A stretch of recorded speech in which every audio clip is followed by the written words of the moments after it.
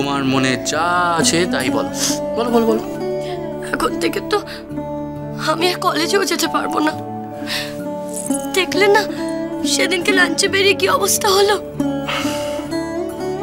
সেটা কোনো প্রবলেমই না, আর আমি নিজে গিয়ে তোমার প্রিন্সিপালের সাথে কথা বলবো।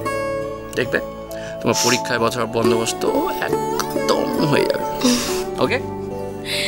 এই শোনো, তোমাকে একটা কথা বলতেই ভুলে গিয়েছিলাম। মিস্টার সেন একটা গাড়ি কেনার কথা বলছিলেন, উনি সব ব্যবস্থা করে দেবেন। আমি তো বলে দিয়েছি তোমার সাথে কথা বলে নিতে, কারণ আমি তো সব গাড়ির ব্যাপারে কিছুই বুঝি না।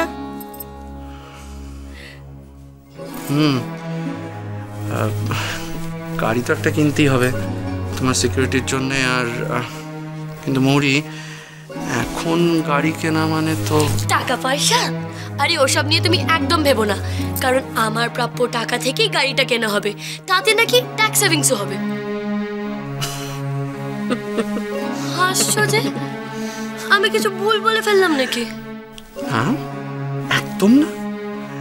আর আমি তো ভুলেই গিয়েছিলাম যে আমার বউ বিশাল বড় লোক হয়ে গেছে।